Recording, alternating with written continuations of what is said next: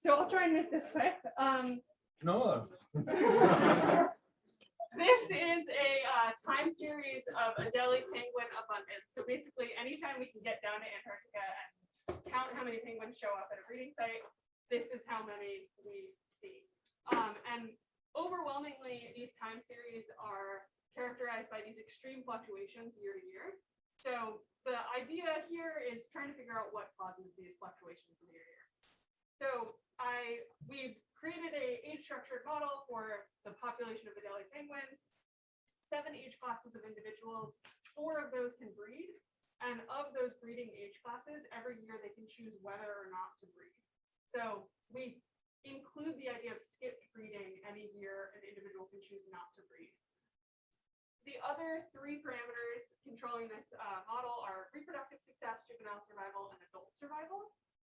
So looking at a time series, a stable population time series, and perturbing 1 year, one parameter value, and seeing what happens to the time series, breeding propensity, the idea of, the probability of skipping breeding or not, causes a immediate 1 year fluctuation in abundance. And then the next year, the time series is back to normal. It's not until a couple years later that you actually see a difference in abundance, and the difference is really small.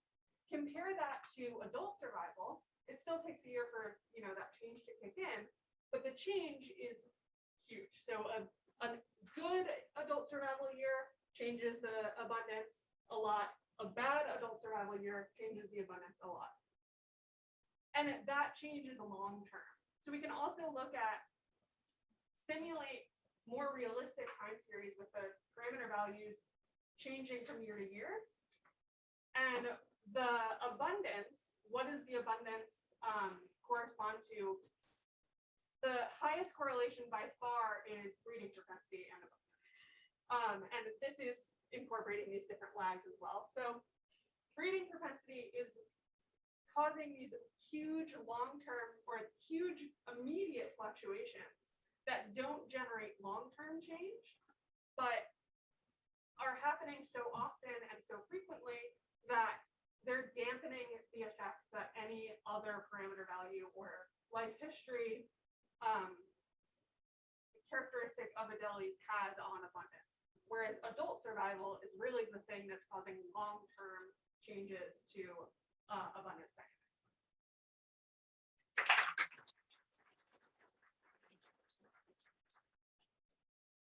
So is there some significant probability of a population just crashing in 1 year, just from an extreme fluctuation? It seems like yes and no. So it's, again, because you can skip breeding, if something really bad happens at the colony 1 year, that can create like a reservoir of individuals that can come back the next year.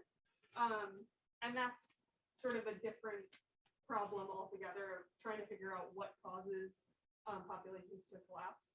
But they definitely do take huge hits that then they can't recover from.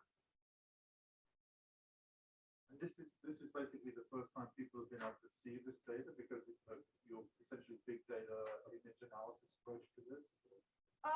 Yeah, sort of.